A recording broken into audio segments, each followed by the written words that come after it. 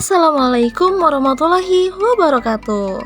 Kami dari kelompok 4 yang beranggotakan Andri Pribadi Suharyono, saya sendiri Anissa Zahra Nur Azizah dan Largo Gibrankan membahas tentang analisis tokoh Roger Fowler. Siapa sih Roger Fowler?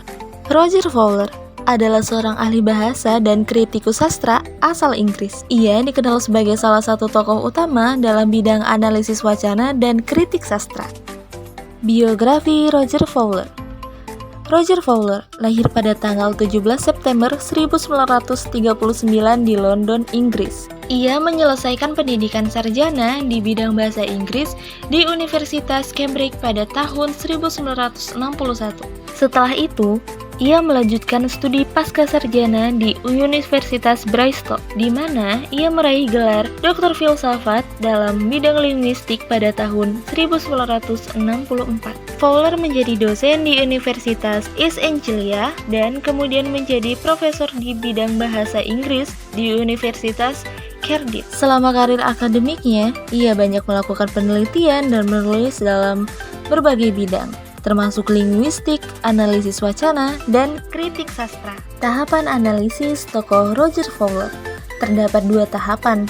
Yang pertama ada kosakata dan yang kedua ada tata bahasa. Pertama, kosakata. Bahasa dilihat oleh Roger Fowler sebagai sistem klasifikasi. Bahasa menggambarkan bagaimana realitas dunia dilihat, memberi kemungkinan seseorang untuk mengontrol dan mengatur pengalaman pada realitas sosial. Akan tetapi, sistem klasifikasi ini berbeda-beda antara seseorang atau satu kelompok dengan kelompok lain, karena kelompok yang berbeda mempunyai pengalaman budaya, sosial, dan politik yang berbeda. Bahkan, Roger Fowler melihat bagaimana pengalaman dan politik yang berbeda itu dapat dilihat dari bahasa yang dipakai, yang menggambarkan bagaimana pertarungan sosial terjadi. Arti penting klasifikasi ini dapat dilihat dari bagaimana sebuah peristiwa yang sama dapat dibahasakan dengan bahasa yang berbeda.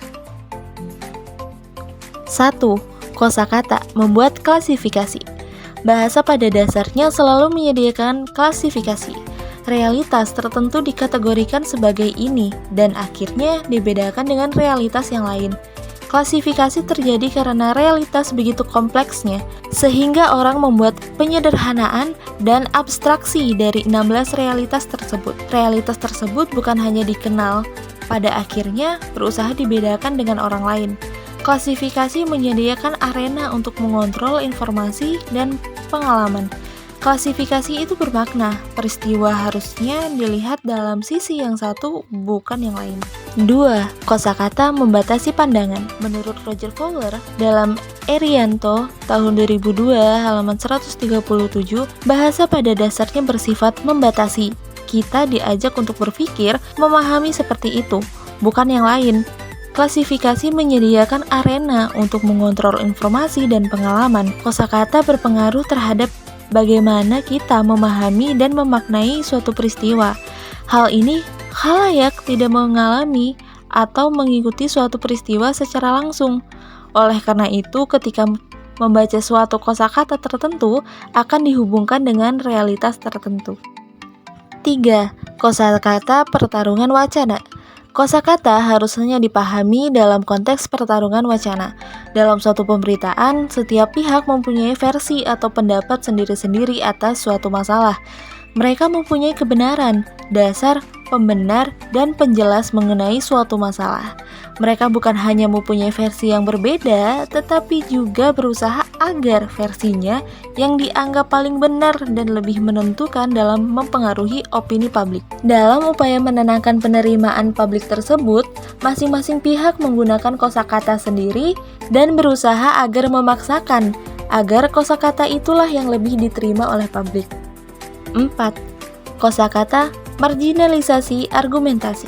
Dasar dari Roger Fowler adalah pilihan linguistik. Di sini pemakaian kata, kalimat, susunan, dan bentuk kalimat tertentu, preposisi tidak dipandang semata sebagai persoalan teknis, tata bahasa atau linguistik, tetapi ekspresi dari ideologi, upaya untuk membentuk pendapat umum, meneguhkan dan membenarkan pihak sendiri, dan mengucilkan pihak lain.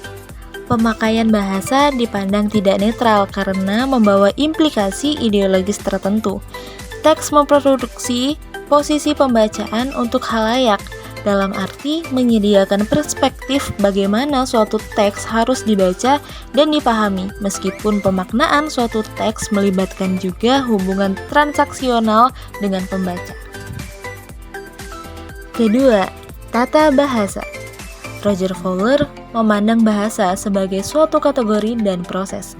Kategori yang penting disebut sebagai model dan menggambarkan hubungan antara objek dengan peristiwa. 1. Efek bantuan kalimat pasif.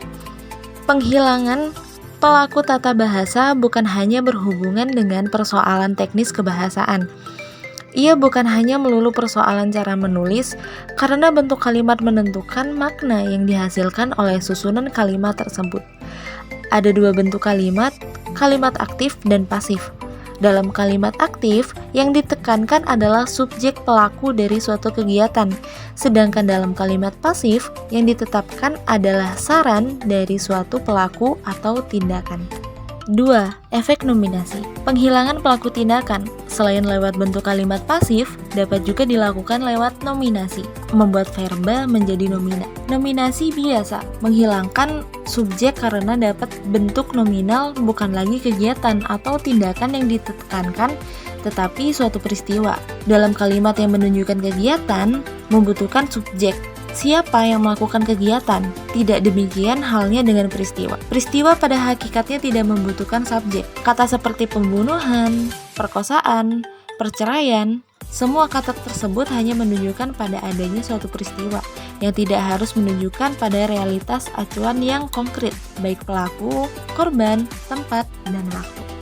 Kelebihan dan kekurangan menggunakan tokoh Roger Fowler. Kekurangan analisis wacana dengan teori Roger Fowler. 1. Kompleksitas dan kesulitan penerapan.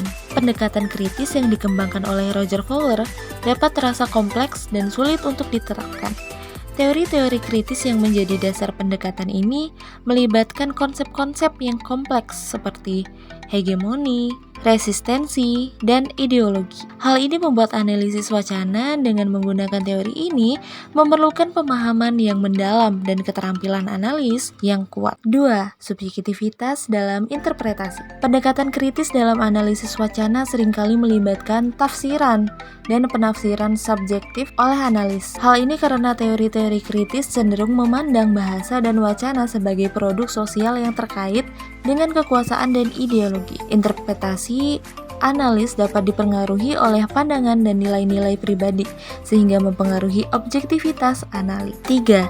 Terbatas pada aspek sosial dan politik. Salah satu kelemahan dari pendekatan Fowler adalah fokus yang terlalu kuat pada aspek sosial dan politik dalam analisis wacana. Hal ini dapat mengabaikan aspek-aspek lain seperti struktur bahasa, aspek psikologis, atau konteks budaya. Sebagai hasilnya, analisis dapat menjadi terlalu sempit dan tidak mencakupi gambaran yang lengkap tentang wacana yang sedang dianalisis. 4. Kurangnya kerangka metodologis yang tepat. Pendekatan Fowler cenderung kurang menyediakan kerangka metodologis yang jelas dan terstruktur. Meskipun teori kritis memberikan wawasan yang berharga, tetapi dalam praktiknya, analisis wacana menggunakan pendekatan ini seringkali bergantung pada pendekatan yang fleksibel dan tergantung pada interpretasi analis secara individual. Ini dapat mengakibatkan kurangnya konsentrasi dan reproduktivitas dalam analitik. 5. Tidak mengakomodasi perkembangan terkini. Teori Roger Fowler dikembangkan pada tahun 1980-an dan sejak itu telah terjadi banyak perkembangan dalam studi analisis wacana. Pendekatan ini mungkin tidak sepenuhnya mengakomodasi perkembangan terkini dalam bidang ini, termasuk penggunaan teknologi dalam analisis wacana dan pendekatan analisis yang lebih terstruktur dan kuantitatif. Kelebihan analisis wacana dengan teori Roger Fowler. 1. Pendekatan kritis yang mengungkap kekuasaan dan ideologi. Pendekatan Fowler dalam analisis wacana menekankan pada aspek kritis yang memungkinkan analis untuk mengungkap kekuasaan dan ideologi yang terkandung dalam bahasa dan wacana. Dengan menganalisis bagaimana bahasa digunakan untuk mempengaruhi pemikiran, sikap, dan tindakan, Analisis wacana menggunakan teori ini dapat mengungkapkan ketidakadilan sosial dan menyoroti peran bahasa dalam pemeliharaan struktur sosial yang tidak merata. 2. Memahami hubungan antara bahasa dan konteks sosial. Teori Fowler membantu memahami hubungan kompleks antara bahasa dan konteks sosial. Dalam analisis wacana, pendekatan ini memungkinkan analisis untuk melihat bagaimana bahasa digunakan untuk membentuk dan mempertahankan struktur sosial, norma, dan identitas. Ini membantu memahami peran bahasa dalam konstruksi sosial dan mempengaruhinya terhadap kehidupan sehari-hari dan interaksi sosial. 3. Fokus pada makna dan konstruksi sosial. Pendekatan Fowler dalam analisis wacana menempatkan penekanan pada pemahaman makna dalam konteks sosial. Ini membantu analis untuk memahami bagaimana makna dibentuk, diperdebatkan, dan diproduksi dalam wacana. Dengan menganalisis konstruksi sosial dan bahasa, analisis dapat mengungkapkan bagaimana norma, nilai, dan pandangan dunia dibentuk dan dipertahankan melalui penggunaan bahasa. 4. Pengungkapan asumsi dan bias dalam wacana. Analisis wacana menggunakan teori Fowler membantu mengungkapkan asumsi dan bias yang terkandung dalam wacana. Dengan memeriksa penggunaan bahasa, analisis dapat mengidentifikasi dan mengekspos dominasi kekuasaan stereotip atau diskriminasi yang mungkin tersembunyi dalam bahasa. Ini memungkinkan kesadaran dan refleksi kritis terhadap konstruksi, terhadap konsekuensi sosial dari penggunaan bahasa tertentu. 5. Menggali struktur dan gaya dalam wacana. Pendekatan Fowler juga memungkinkan analis untuk menggali struktur dan gaya dalam wacana. Ini mencakup penggunaan teknik analis seperti analisis teks, analisis struktural, dan analisis stilistik. Dengan demikian, analis dapat memperoleh pemahaman yang lebih mendalam tentang pengorganisasian bahasa, pola sintaksis, dan elemen gaya yang digunakan dalam wacana.